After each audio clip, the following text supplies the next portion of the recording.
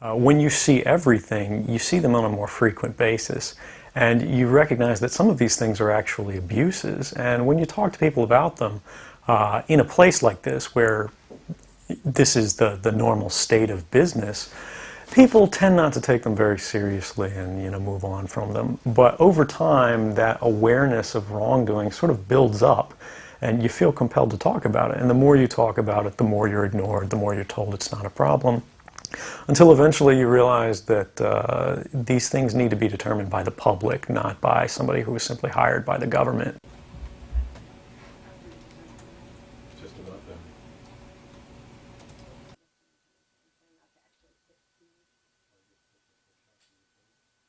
It's such a widespread, I mean, that's the whole problem that he found with the program, was that it did massive, sweeping, dragnet domestic surveillance on people who were under no suspicion whatsoever. Normally, you would go to court and get a probable cause warrant because you think a foreign terrorist may be doing something illegal. And to turn these laws and completely put them on American people, aim them, use them against Americans who have done nothing and are under, they're not under even any kind of suspicion for anything. I think a lot of people feel violated by that, and they should. I think people are just going to say that. I mean,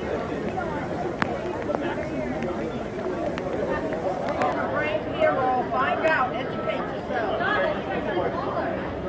It concerns me that the government, instead of investigating why this agency has been violating the Constitution, the Foreign Intelligence Surveillance Act, Section 215 of the Patriot Act, and all these laws, suddenly, the first issue is let's find out who the whistleblower is, and we're going to open a criminal investigation into him or her.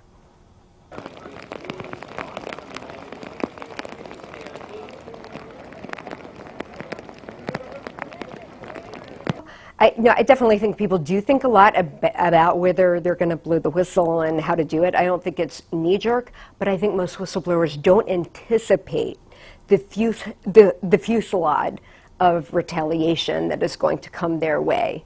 They usually underestimate the government's anger and how far it will use the power of the executive branch to unleash on you.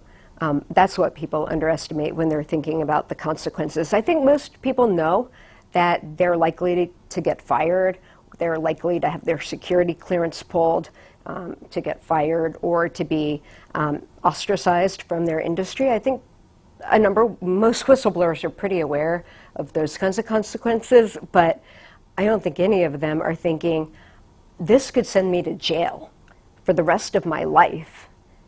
And I mean, that's a whole nother level.